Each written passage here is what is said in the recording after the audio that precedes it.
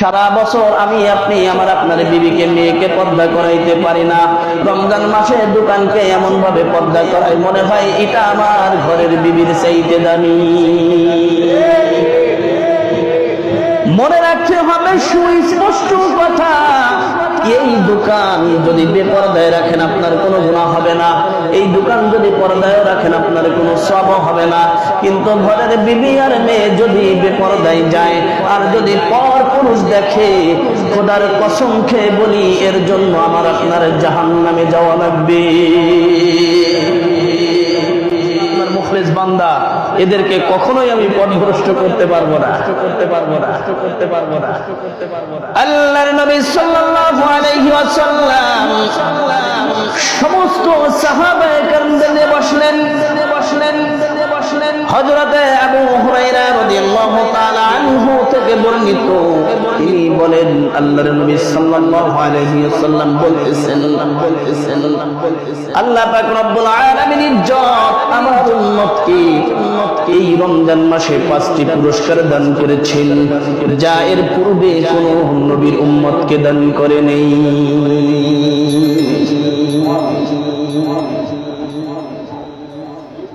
হযরত আদম থেকে নিয়ে আলা আখিরি জামানার নবী মুহাম্মদুর রাসূলুল্লাহ পর্যন্ত যত নবী, যত পয়গম্বর, যত রাসূল পৃথিবীতে আসছে, কাউকে আল্লাহ পাক রব্বুল আলামিন ইজ্জতি সম্মানে ইজ্জত দান করেন নাই। কিন্তু আমার উম্মতগুলিকে রমজান মাসের বদলাতে আল্লাহ পাক 5টি জিনিস পুরস্কার হিসেবে দান করেছেন। আমার উম্মতগুলি যদি রমজান মাসের রোজাগুলি রাখে, রমজান মাসের হুকুম আহকামগুলো যদি মেনে চলে, আল্লাহ পাক উম্মতে মুহাম্মাদীকে 5টি পুরস্কার দান করবেন, যা এর আগে কোনো নবীর উম্মতকে দান করে নেই। 1 নম্বর পুরস্কার হলো উম্মতে মুহাম্মাদী রমজান মাসের রোজা রাখবে, আল্লাহ পাক রব্বুল আলামিন ইজ্জত এই রমজান মাসের রোজার বরকতে বরকতে উম্মতে মুহাম্মাদের মুখের দুর্গন্ধকে আল্লাহ পাক রব্বুল আলামিন ইজ্জত বলেছেন। আল্লাহর নবী সাল্লাল্লাহু আলাইহি ওয়াসাল্লাম বলতেছেন আমার উম্মতের মুখের দুর্গন্ধ আল্লাহ পাক রব্বুল আলামিন ইজ্জতের কাছে মিশকে আম্বুরার চাইতে অধিক থেকে অধিক প্রিয়ারিত ঘিরান হিসেবে মনে করেন। এই মিশকের আম্বুরা দুনিয়ার কোনো ঘিরান নয়, এটা স্বয়ং জান্নাতের ঘিরান। আল্লাহ পাক রব্বুল আলামিন ইজ্জত উম্মতে মুহাম্মাদীকে এত দামি করেছেন, যাদের মুখের দুর্গন্ধ একটা দুর্গন্ধকে জান্নাতের ঘিরানের চাইতে অধিক প্রিয় বলে আখ্যায়িত করেছেন। 2 নম্বর হলো উম্মতে মুহাম্মাদীকে আল্লাহ পাক রব্বুল আলামিন ইজ্জত কি পুরস্কার দিয়েছেন। 2 নম্বর পুরস্কার হলো আল্লাহ পাক রব্বুল আলামিন ইজ্জত উম্মতে মুহাম্মাদীর জন্য শেষ রাত থেকে ইফতার করার আগ পর্যন্ত আল্লাহ পাক রব্বুল আলামিন ইজ্জত সমুদ্রের মাছগুলো শুধু নয়, সমস্ত পিপিলিকা ফেরেশতারা এই রোজাদারের জন্য মাগফিরাতের দোয়া কামনা করে এবং সন্ধ্যা পর্যন্ত ইফতার করার আগ পর্যন্ত সমস্ত মাছগুলো, পিপিলিকাগুলো, ফেরেশতাগুলো উম্মতে মুহাম্মাদের রূহের মাগফিরাতের জন্য দোয়া করতে থাকে। 3 নম্বর পুরস্কার হলো উম্মতে মুহাম্মাদী কি পুরস্কার পাবেন। আল্লাহর নবী সাল্লাল্লাহু আলাইহি ওয়াসাল্লাম বলেন 3 নম্বর পুরস্কার উম্মতে মুহাম্মাদী রোজাদার বান্দা যারা রোজা রাখবে, ইবাদত বندگی করবেন, এই সমস্ত বান্দা মহোদয়দের জন্য আল্লাহ পাক রব্বুল আলামিন ইজ্জত জান্নাতকে এমন ভাবে সুসজ্জিত করেন, জান্নাত যখন সাজানো হয়ে যায়, সুসজ্জিত করা হয়ে যায়, আল্লাহ পাক রব্বুল আলামিন ইজ্জত জান্নাতকে দেখতে বলে ইয়া জান্নাতি, ইয়া জান্নাতি, ইয়া জান্নাতি। আল্লাহ পাক জান্নাতকে দেখতে বলে ও জান্নাত তুমি কি সুসজ্জিত হয়েছো, তোমাকে কি সাজানো হয়েছে। জান্নাত বলবে হ্যাঁ আল্লাহ সাজানো হয়েছে। তাহলে শোনো, আমার বান্দাগুলি দুনিয়ার থেকে সমস্ত দুঃখ কষ্ট শেষ করার পরে, সমস্ত দুঃখ কষ্ট বিসর্জন করে তোমার মধ্যে প্রস্তুত হবে, তুমি প্রস্তুত হও।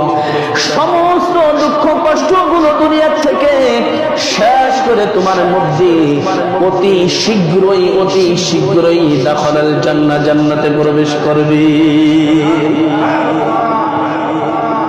জান্নাতে প্রবেশ করা তো সাধারণ কথা না, সাধারণ কথা না।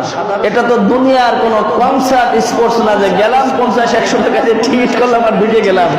এটা তো সম্ভব না, এটা তো সম্ভব না, এটা তো সম্ভব না। 4 নম্বর হলো উম্মতে মুহাম্মাদের জন্য সবচাইতে বড় পুরস্কার ইবলিসের দলে এদের সঙ্গবদ্ধ যতগুলো আছে সবগুলোরে বেঁধে রাখা হবে যাতে এদের কোনো ধোঁকা দিতে না পারে। এই ইবলিসের কথা বলতে যে দুনিয়ার কিছু প্রসঙ্গ তুলে ধরা লাগে, না ধরলে নয়।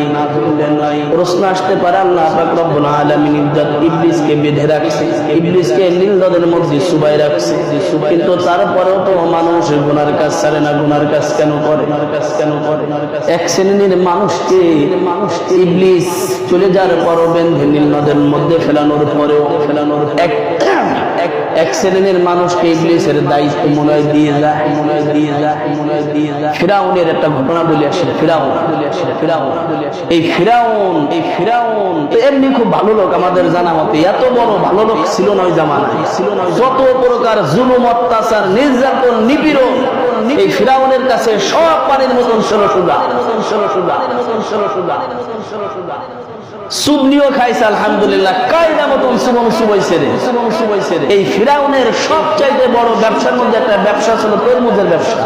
আমাদের জানা আছে না? এত বড় জালেমের জালেম ছিল, এত বড় অত্যাচারী ছিল যে এই ফিরাউন তরমুজও কেজি দরে বিক্রি করত। সবচাইতে জুলুম ছেলে দিও প্রসিদ্ধ কিছু জুলুমের মধ্যে এই তরমুজ কেজি হিসেবে বেচা একটা জুলুম ছিল। আমাদের মধ্যে যারা তরমুজ ব্যবসায়ী আছে খবরদার, আবার মনে মনে ভাবেন না যে আপনারা ফিরাউনের দলের লোক, তা বলতেছিলেন। এরকম না ভাবা ভালো হয়। তা ফিরাউনের সবচাইতে ব্যবসার একটা প্রসিদ্ধ ব্যবসা হলো তরমুজ। সবাই পিস হিসেবে ব্যস্ত, এই ফিরাউনের কাজ ছিল কেজি হিসেবে ব্যস্ত। কারণ তরমুজের যে খোসা, এই খোসাগুলো তো গন্ডারের চামড়ার মতন মোটা, জম্মের মোটা। 5 কেজি মাপলি খোসা কাটার পরে দেখতে যে 2.5 কেজি আছে, 2.5 কেজি নাই। এই তরমুজের ব্যবসায়ী ফিরাউনের কিছু খাসরাত আমাদের দেশের কিছু ব্যবসায়ী আড়তদারের মাথার উপরে ইবলিস মনে দিয়ে গিয়েছে। তরমুজ কেজি ধরে নেন। ঠিক আছে, 5 কেজি তরমুজ মাপার পরে আমার 2 কেজি কেটে দাও, তা আবার দেবে না। ফিরাউনের কোনো অংশ কমই রাখছে। এই সমস্ত কথাই তো বেজার হন না, বাস্তব যেটা সেটা তুলে ধরলাম। বৈহিক দেশে, সব দেশে রমজান মাসে সব ব্যবসায়ীদের মধ্যে কিছু ছাড় আছে, আর বাংলাদেশের ব্যবসায়ীরা এমন ভাবে অত্যাচার শুরু করে 150 টাকার আপেল এক টানে চলে গেছে 300 টাকা। রোজাদাররা খাবা, সব দিক দিয়ে আযাবের ব্যবস্থা করেছে। এর জন্য দায়ী এই ফিরাউন মার্কা সাধু আড়তদাররা। ব্যবসায়ীকে কথা বলবো না, কারণ তারা তো কিনে আনে দায়টা। আছে না নাই? কথা বলেন না, আছে না নাই?